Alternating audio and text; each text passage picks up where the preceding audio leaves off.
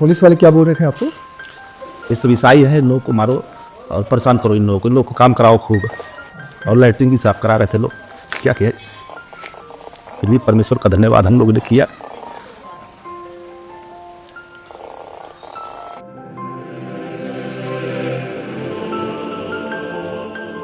भारतीय संविधान में ऐसा सिस्टम नहीं है कि समानता का अधिकार है, सभी धर्मों को अपना अपने धर्म के लोगों को शिक्षा देने का अधिकार है, लेकिन फिर भी लोग डिस्टर्ब कर रहे हैं, परेशान कर रहे हैं।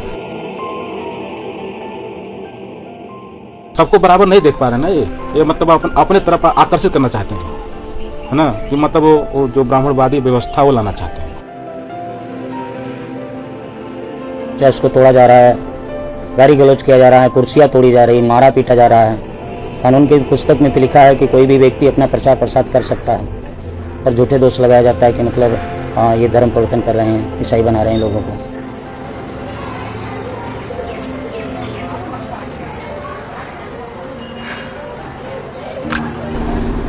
6 महीने तक लिए जेल में रखा गया। हमको आरोप लगाया गया था कि ये धर्म परिवर्तन करता है, ईसाई बनाता है लोगों को, और पैसा बांटता है, और बाइबल बांटता है, ऐसे ऐसे करके लोग गाली गलौज करता है यहाँ पर आकर के गाँव में। आज जब से सरकार आई है तब से मतलब हिंदू मुस्लिम सिख ईसाई यही कह करके मतलब लोगों को टारगेट किया जा रहा है, सताया जा रहा है, मारा जा रहा है। हम रावटसगंज बाजार गए थे कुछ काम से मार्केट गए थे, और वहाँ से जब आए तो मुझे चौकी इंचार्ज ने फ़ोन किया था कि आइए कुछ पूछताछ करनी है। तो हम चौकी पर गए तो मुझे बैठा लिया गया। कुछ देर के बाद उन्होंने एक पेपर निकाला और उस पर हमसे दस्तखत करवाया, जो कि पेपर को देखने नहीं दिया, सिर्फ दस्तखत कीजिए, हस्ताक्षर करने के लिए बोला। और उसके बाद बोले कि आपके पास कुछ किताबें हैं? तो हमने बोला जी सर, हमारे पास बाइबल है, और हमारा बाइबल है, हमारी पत्नी का बाइबल है, और कुछ स्वास्थ्य और जीवन की पत्रिका भी है। गाड़ी पर बैठाए और कोतवाली ले गए। पूछताछ करने के बाद उन्होंने बोला कि क्या करते हो? हम कहे सर स्वास्थ्य और जीवन हम लोग जागरूक करते हैं, लोगों को पौध शिक्षा पढ़ाते हैं, महिलाओं को जागरूक करते हैं, साफ सफाई के बारे में बताते हैं। लेकिन कह रहा है तुम लोग यही बहाना है, इस बहाने की वजह से लोगों को ईसाई बनाते हो। जेल में जब हम गए तो वहाँ पे पहले गेट के अंदर जब हम लोग घुसे तो उन्होंने पहले तो पूरा कपड़ा निकलवा दिया। अंत में सिपाही लोगों ने पूरा जेबा चेक किया, और इसमें जो पैसा था 400-500 लगभग था हमारे जेब में, वो निकाल लिए लोग। और उसके बाद चड्डी भी निकलवा दिए सर रात में। इतना अत्याचार वो लोग किए हम लोगों के साथ। उसके बाद अंदर गए तो रात में थोड़ा बहुत खाना खिलाए। उसके बाद सुबह हुआ तो फिर खबरें दबाने लगे कि ईसाई बनाने वाले, धर्मांतरण करने वाले लोग हैं, इनको मारो।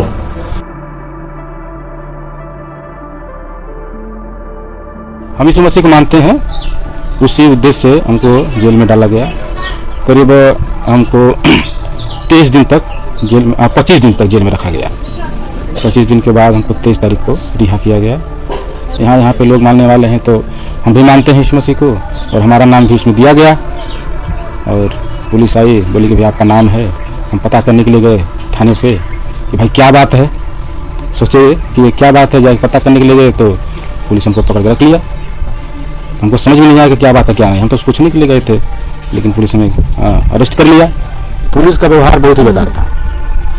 यहाँ चौकी से बोले कि कुछ नहीं होगा, लेकिन वहाँ पर जाने के बाद ऐसा हमको समझ में आ रहा था कि हमको वो इस नजरिए से देख रहे थे, डिस्टेंस देख रहे थे कि जैसे हम आतंकवादी हैं। बोला ये धर्म परिवर्तन कराने वाला है, इसको मारो 20 लाठी, मारो 50 लाठी। इस प्रकार से हम लोगों से व्यवहार किया जा रहा था। कोई कलर पकड़ के ला रहा है तो कोई हाथ पकड़ के ला रहा है कि भाग नहीं पाए, यानी हम आतंकवादी है कि चोर है कि डाकू हैं हम, उनको ऐसा लग रहा था।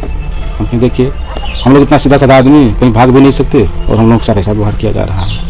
जेल के अंदर जब हम गए वहाँ तो हम देखे कि जेल में लोगों को कैद करके रखा गया है, लेकिन बिना निर्दोष आदमी को, जिसका कोई दोष नहीं हो, उस आदमी को जेल में डाला गया।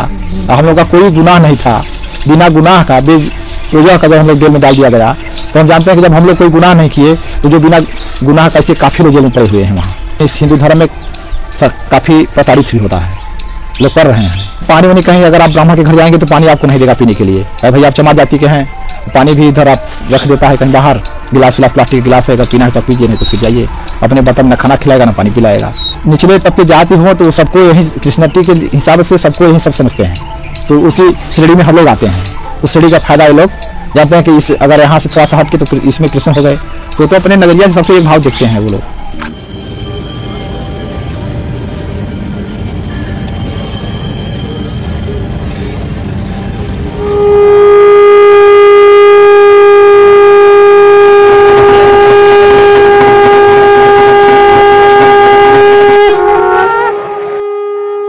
जो चीज़ हमारे खून में है, जो चीज़ें हमारे खून में हैं, अगर हमारे धर्म के प्रति अगर हम ही अपने लोगों को नहीं बताएंगे या फिर नहीं उनको जागरूक करेंगे, तो जाहिर सी बात है अज्ञानता के कारण ही तो लोग अपने धर्म को छोड़ के दूसरे धर्म में लोग अपने आप को परिवर्तित कर लेते हैं।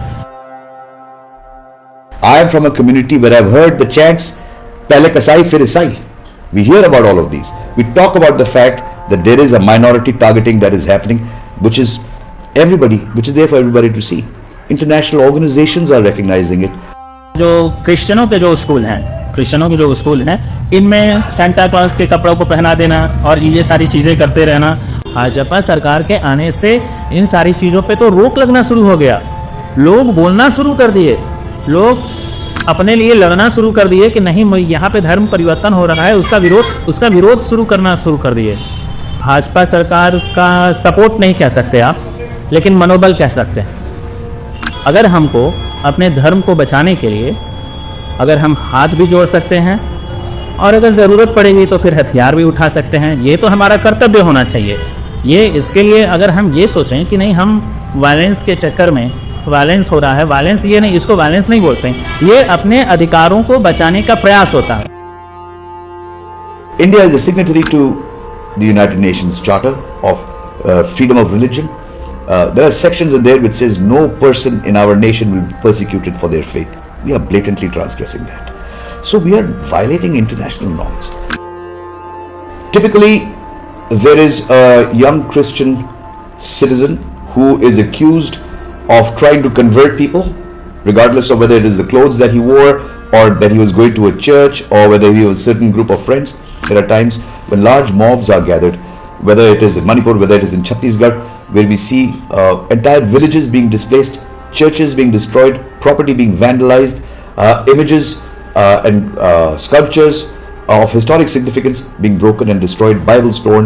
सारी ईसा मसीह की किताबें फोटो बाइबिल सब मैंने जमा कर दी है। अब मेरे घर से कुछ भी ईसा मसीह का अगर बरामद हुआ तो मेरी जिम्मेदारी ठीक।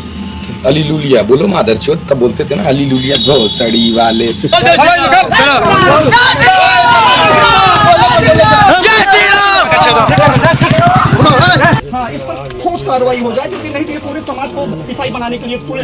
They have been able to speak from public platform that heads should be removed, people should be killed.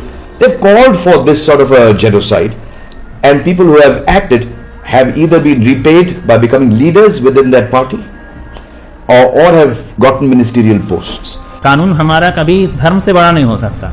मेरे हिसाब से धर्म से बड़ा हमारे लिए कानून नहीं हो सकता, इसलिए हम वो काम करते हैं। अगर कानून आता है बीच में, वो भी देखता है कि हमारी चीज़ें सही हैं या गलत हैं, हम गलत कर रहे हैं या सही कर रहे हैं, तो कानून अपना काम करेगा। As the United Christian Forum, we've been monitoring incidents of violence against Christian citizens of India.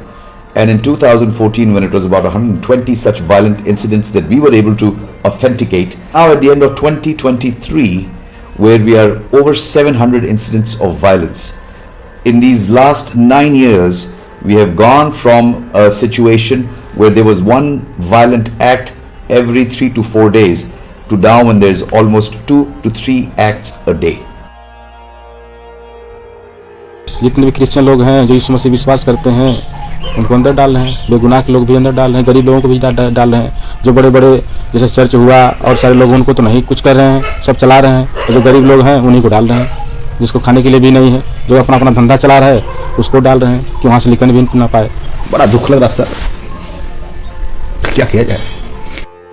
ये सब ईसाई हैं, इन लोगों को मारो और परेशान करो, इन लोगों को काम कराओ खूब, और लैट्रिन भी साफ करा रहे थे लोग, कचरा जो होता है उसको।